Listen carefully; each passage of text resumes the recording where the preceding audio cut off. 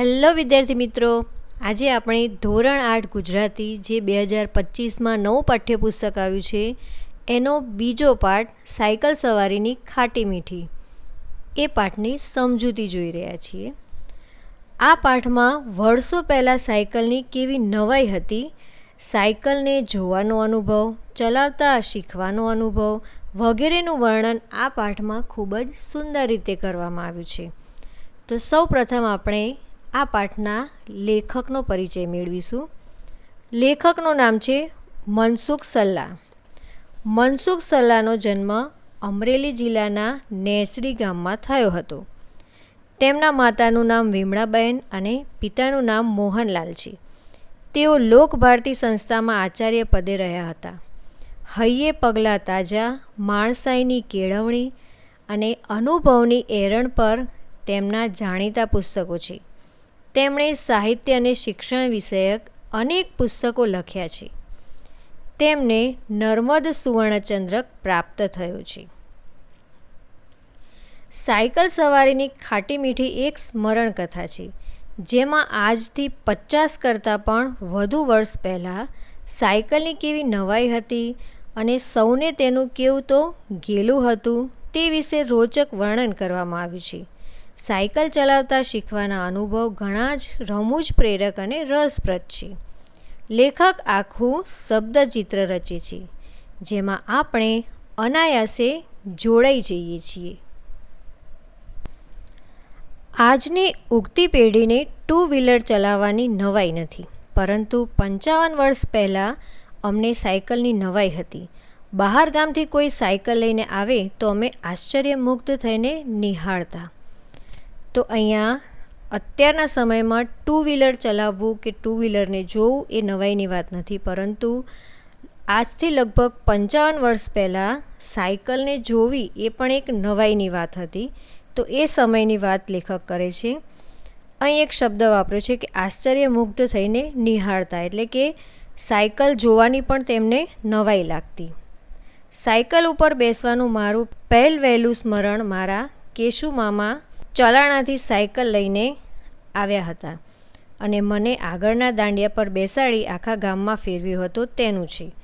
બજારથી નદી, નદીના પાળેથી ખડાવાડ થઈ પાદર, પાદરથી ઊભી બજાર થઈ ઘેર પહોંચ્યો હતો. અહીં એક શબ્દ આપ્યો છે ખડાવાડ. ખડાવાડ એટલે કે ખડું કરવાની જગ્યા. ત્યારે પૃથ્વી પ્રદક્ષિણા કરી હોય તેવો આનંદ થયો હતો. લોખંડના દાંડિયા પર બેસવાનું કંઈ અનુકૂળ નહોતું, છતાં દુઃખ કળાતું નહોતું. એટલે કે અહીં લેખક વાત કરે છે કે લોખંડના દાંડિયા પર બેસી અને સાયકલની સવારી કરે છે, જે અનુભવ અનુકૂળ તો નહોતો, છતાં પણ દુઃખ નહોતું એ વાતનું, કારણ કે એક અદ્ભુત તક મળી હતી. સમવયસ્કોમાં હું ભાગ્યશાળી ઠર્યો હતો કે સાયકલ પર બેસીને આખું ગામ ફરવાનું મળ્યું હતું.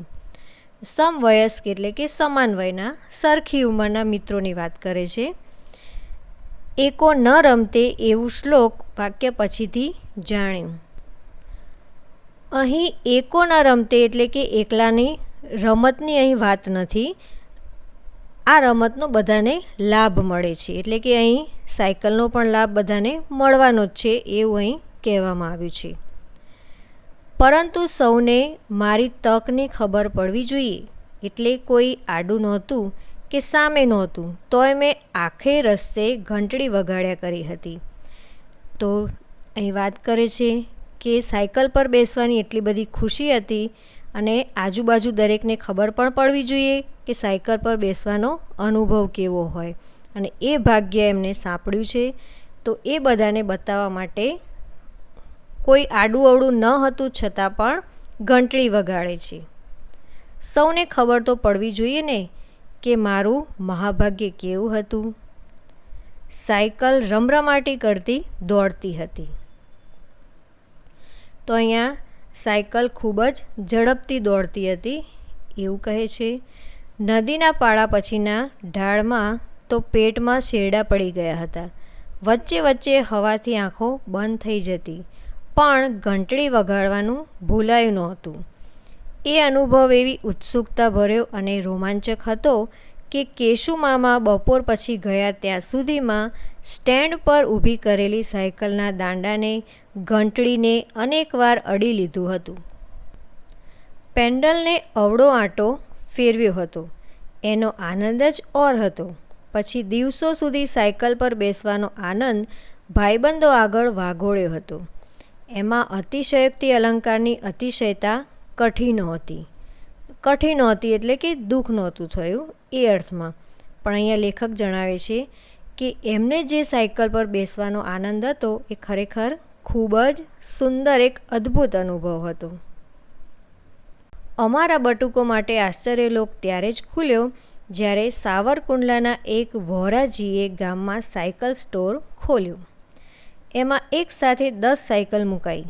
આટલી બધી સાયકલ, એમાંય ગમતી મીઠાઈ જેવી બેનાની સાયકલ હતી. એકેય સાયકલની નવી નહોતી. કુંડલામાં વપરાઈને ઉતરી ગયેલી આ સાયકલો હતી. દરેક સાયકલનું એકાદ અંગ તો ઘવાયેલું હોય જ, એટલે ચલાવતી વખતે વાતમાં એને વાંકવું પડે. મોટી સાયકલો ભાડે જાય, પણ એક સાથે નહીં. નાની સાયકલો તો સવારથી સાંજ સુધી એક પણ નવરી ન પડે. કલાકનું એક આનો ભાડું હતું. તો અહીં સાવરકુંડલામાં એક વહોરાજીએ સાયકલનો સ્ટોર ખોલ્યો હતો અને એમાં ઘણી બધી સાયકલો હતી. પણ એ સાયકલો બધી કેવી તો વપરાયેલી અને એકાદ અંગ તૂટેલું હોય તેવી સાયકલો હતી. અને એ સાયકલો મોટી સાયકલ ભાડે જાય અને નાની સાયકલ તો સવારથી સાંજ સુધી એક પણ નવરી ના રહે. એટલે કે બાળકોને ખૂબ જ ઉત્સાહ હતો અને તેઓ પણ સાયકલ ત્યાંથી ભાડે લઈ જતા હતા. અને ભાડું હતું કલાકનું એક આનો. એ અસાધારણ લાગતું, એટલે કે અસામાન્ય લાગતું. એટલે 2-3 જણ ભેગા થઈને 3 પૈસા એટલે કે અડધો આનો ભેગા કરીએ અને નામ નોંધાવી દઈએ. આગળના વારાવાળાનો અડધો કલાક અમને બહુ લાંબો લાગતો. જાણે ઘડિયાળ ધીમી ન ચાલતી હોય, ભાઈબંધો સાયકલ ફેરવતા હોય અને અમારે કેવળ જોઈ રહેવાનું. એટલે ક્યારેક હનુમાન દાદાને મનોમન ભલામણ થઈ જતી કે ઘડિયાળનો કાંટો જલ્દી આગળ વધે, તેનું કંઈક કરે. અમારી વિનંતી કેટલી સાંભળી એ તો તેઓ જાણે. અમે 2-3 જણે મળીને ભાગમાં નાની સાયકલ ભાડે લીધી હોય. દરેક પૈસો કાઢ્યો હોય એટલે સૌનો વારો આવે. આમ તો બચાવે સાથે જ સાયકલને ઝાલ્યાનો સાથે દોડવાનો સંતોષ મળે. નાની ઘંટડી તો સતત વાગતી હોય. સાયકલ ક્યારેક દગો દઈ દે, ભૂમિશયન કરાવી દે. ભૂમિશયન એટલે કે ભૂમિ પર સૂવું તે. અહીં સાયકલ પરથી પડવાની વાત કરે છે. પણ ઘંટડી ભાગ્યે જ બેવફા નીકળતી. એ સાચું કે ઘંટડી ન વગાડીએ તો ચાલે એમ હતું, કારણ કે સાયકલમાં કીચુડાટનો અવાજ એટલો આવતો હોય કે આસપાસવાળા ખસી જ જાય. તો અહીંયા લેખક વાત કરે છે કે સાયકલ જૂની હતી અને એમાંથી એટલો બધો અવાજ આવતો હતો કે ઘંટડી ના વગાડીએ તો પણ એ કીચુડાટનો અવાજ સાંભળી અને આસપાસના લોકો ખસી જ જાય. છતાં પણ બાળકોને મજા આવતી હતી, તેથી તેઓ ઘંટડી વગાડતા હતા. તોય અમે ઘંટડી વગાડતા એ જ તો મુખ્ય આનંદ હતો. સાયકલ ચલાવતા બરાબર આવડ્યું ત્યાં સુધીમાં પરાક્રમો પણ રોમાંચક છે. બધા કહે સામે જો, હેન્ડલ ઉપર નહીં, ઘંટડી વગાડવાનું બંધ રાખ, અરે પેન્ડલ મારવાનું ચાલુ રાખ. પણ એનો મેળ રહે નહીં. એમાંય રસ્તામાં કૂતરું બેઠું હોય એટલે મિત્રો કહે તારા વારવ, ત્યાં તો કૂતરું વહાલું હોય. એમ એની ઉપર સાયકલ ચડી જાય. તો અહીંયા મિત્રો પણ કહેતા હોય કે કૂતરું આવી રહ્યું છે, સાચવજે. પણ સાયકલ બરાબર ના આવડતી હોય અને બને એવું કે સાયકલ કૂતરા ઉપર જઈને પડે.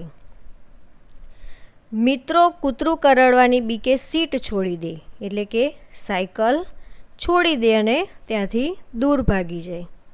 પછી જે થવાનું હોય તે થાય. બીજી બાજુ કૂતરું ઊંકારો કરતું ભાગે કાં તો સામે ગુરકે. કપડાં ધૂળ થઈ ગયા હોય એની તો નવાઈ નહોતી. બજાર વચ્ચે પડવાની હાણ ખાસ્સી લાગે. હાણ એટલે કે હાનિ, નુકસાન. બજાર વચ્ચે પડ્યા હોઈએ અને આજુબાજુ લોકો જોવે તો એની શરમ આવે છે, એની વાત કરે છે. એમ થાય કે કોઈ ન જુએ તેવી ખડાવાળમાં કે બીજી જગ્યાએ બન્યું હોત તો વાંધો ન હોત, પણ જ્યારે બેઠેલા ફિલ્મ ઉતારે તે કાઠું લાગતું. એટલે કે બધા જોવે અને આપણે પડીએ તો એ વાત એમને કાઠી લાગતી હતી. મોરાવા જેવું થઈ જાય.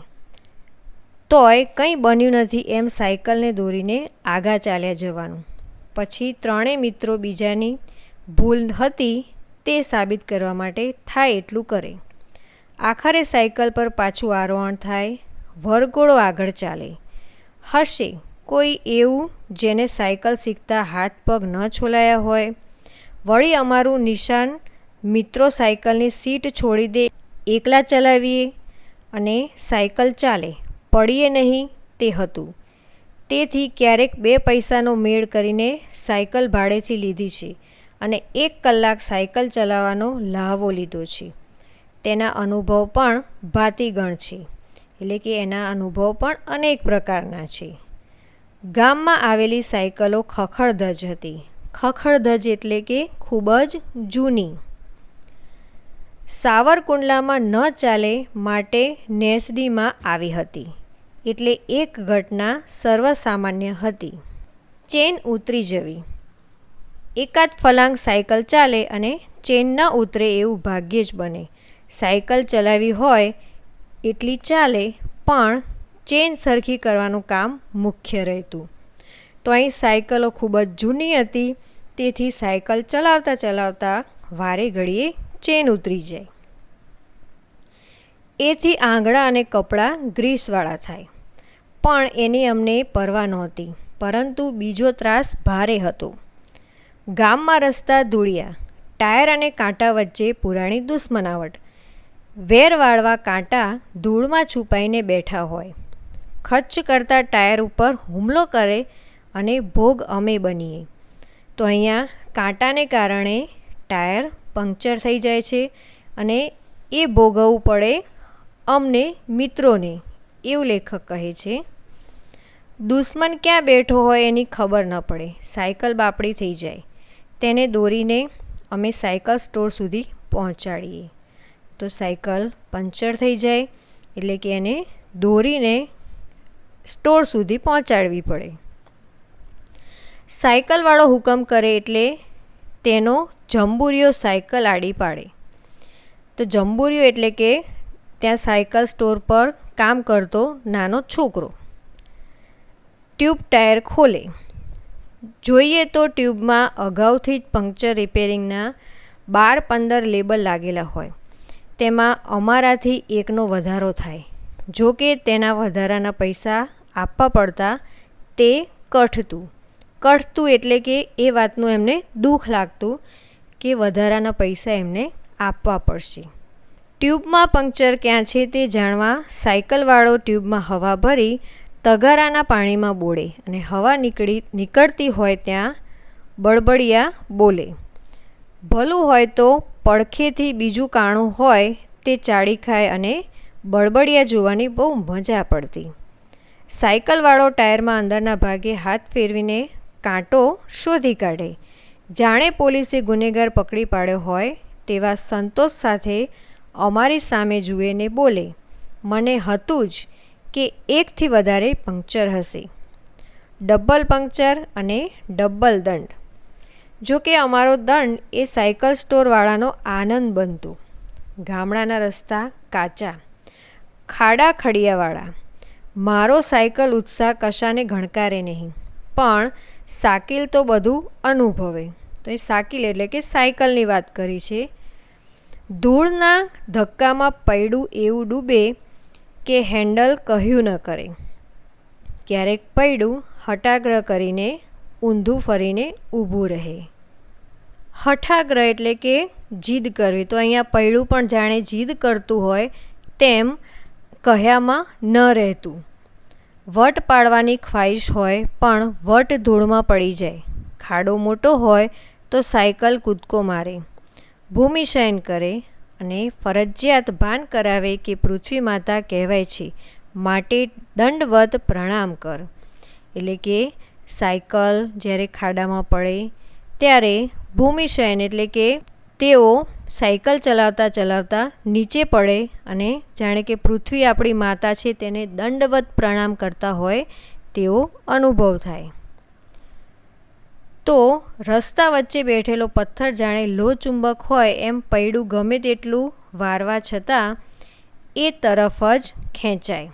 તો અહીંયા જાણે કે જેમ લોહચુંબક લોખંડની વસ્તુને આકર્ષે છે તેમ જાણે કે પથ્થર એ સાયકલને પોતાની તરફ ખેંચતો હોય તેવું લેખક કહે છે. પથ્થર ઉપર થઈને નીચે પછડાય પછી 2-3 ઘટના બને. કાં તો થોડું આંચકો ખાઈને આગળ ચાલવા માંડે, કાં આડું થઈને સાયકલને અટકાવી દે, કાં પૈડું એવું વાંકું થાય કે સાયકલ અને સવાર બે બિચારા બનીને આવશે પણ એ ગમે તે દિશામાં ફેંકાઈ જાય. આસપાસ ઊભેલા સંભળાવે ખરા, જોઈને ચલાવતો હતો? હા ભાઈ હા, જોઈને જ ચલાવી હતી, પણ પૈડું માને તો ને. સાયકલની આડોળાઈ પણ જેવી તેવી નહીં. સામેથી ભેંસ આવતી હોય, બાજુમાં રસ્તો ખુલ્લો હોય, આપણને થાય કે આ જરાક તારવી લીધી કે પત્યું, પણ આપણું ધાર્યું બધું ક્યાં થાય છે? ભેંસને અક્કલ હોય તો ને, એ તો મારી બાજુ જ વળે. તે આગળ વધતી જાય અને મારી મૂંઝવણ વધતી જાય, એટલે સાયકલ વધુને વધુ ભીંત બાજુ લઉં. પછી તો ભીંત જ રહે, સાયકલ ધડામ કરતી ભીંત સાથે ભટકાય.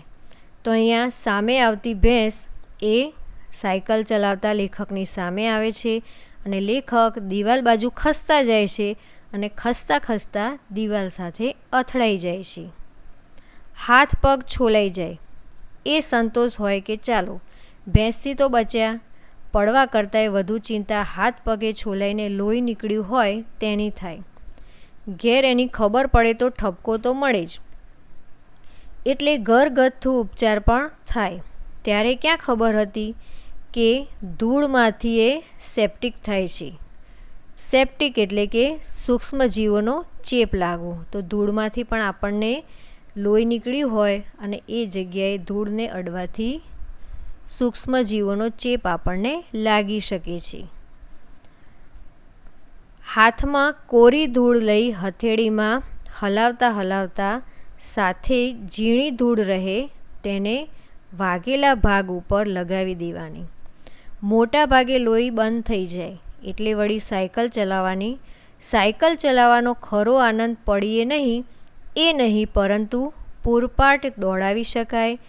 એક હાથ હેન્ડલ પરથી લઈને વાંચતા સાયકલ ચાલતી રહે. જોનાર સામે વિજયની નજર ફેંકવાની અને આગળ વધવાનું એમાં હતું. તો અહીંયા લેખક એવું કહે છે કે સાયકલ ચલાવવાનો ખરો આનંદ તો એ જ છે કે પૂરપાટ ઝડપે સાયકલ ચાલતી હોય અને એક હાથે હેન્ડલ છોડી દઈ એટલે કે એક હાથે સાયકલ ચલાવવાની, અને એ જે મજા છે એ મજાનો ખૂબ આનંદ હતો. જો કે ખરું પરાક્રમ બે હાથ હેન્ડલ પરથી લઈ લીધા પછી સાયકલ ચાલતી રહે તે ગણાતું, પરંતુ નાની સાયકલમાં શક્ય નહોતું બન્યું. જરાક મોટા થયા પછી વટ પાડવાનું એક બીજું માધ્યમ હતું. જરાક મોટી સાયકલ ફાવી ગઈ, એકંદર હેઠા પડવાનું અટકી ગયું એટલે કે નીચે પડવાનું અટકી ગયું અને લેખકને સાયકલ આવડી ગઈ. પણ બે તો ઠીક, પાછળ કેરિયર ઉપર કોઈને બેસાડીને ચલાવીએ અને પડીએ નહીં ત્યારે થાય કે હવે ખરા. એમાંય પથ્થર, ખાડા, ધૂળના ધફ્ફાની મૂંઝવણ તો ખરી જ. ધૂળના ધફ્ફા એટલે કે માટીના ઢગલાની વાત કરે છે, પરંતુ એવા જોખમને ભરી પીવાની બેસવાની તૈયારી હોય. જો કે પાછળ બેસનારો એક ભલામણ ચોક્કસ કરે, હું કેરિયર ઉપર બેસું પછી તારે હેન્ડલ ઉપરથી હાથ નહીં લઈ લેવાનો, તો જ બેસું. આ શરત પાડવામાં પાછળ બીજા કોઈને બેસાડ્યો તોય પડ્યો નહીં, સાયકલ ચલાવી શક્યો. એનો ગર્વ એવો પ્રબળ હોય કે શરત પાડી શકાતી. જો કે ત્યારે કારણ વિનાય ઘંટડી વગાડવાનું ચાલુ રહેતું. બીજાનું ધ્યાન ખેંચાવવું જોઈએ ને. સાયકલ ચલાવવી એ આજે ન ગણ્ય ઘટના લાગે, પરંતુ ત્યારે તો બધું અસામાન્ય હતું. બાળપણમાં દરેક પહેલો અનુભવ મનમાં ગાઢપણે છપાતો હશે, એટલે તો ભૂલાતો નહીં હોય. ઘટના મોટાઓની નજરે અને અમારી નજરે સાવ ભિન્ન લાગતી. સાયકલ પર પ્રથમવાર બેસવું, સાયકલ પર હાથ ફેરવવો, સાયકલ ચલાવવી, તેમાં થતું ભૂમિપતન, હાથ પગ છોલાવાને આખરે સાયકલ ઉપર કાબૂ મેળવવો, આ બધું જ અણુ અણુને સ્પર્શી જતું. એનો આનંદ અને રોમાંચ કશાય સાથે સરખાવવાનું શક્ય નથી, કારણ કે એ પ્રથમ અનુભવ હતો. એની અનન્યતા જ બાળપણને મહિમામય બનાવે છે ને. અહીં શબ્દાર્થ આપ્યા છે. આશ્ચર્યમુગ્ધ એટલે કે નવાઈ પામવું, ચકિત થવું. પૃથ્વી પ્રદક્ષિણા, પૃથ્વીની પ્રદક્ષિણા કરવી તે. સમવયસ્ક, સમાન વય ધરાવતા. રમરમાટી, અહીં ઝડપોમાં ચક્રો માન્ય પમાડે તેવું, એટલે કે ખૂબ ઝડપી ચાલે તેવું. અતિશયોક્તિ, વધારીને બોલું તે એક અલંકાર. બટુક એટલે ઠીંગણો માણસ, અહીં નાનો બાળક.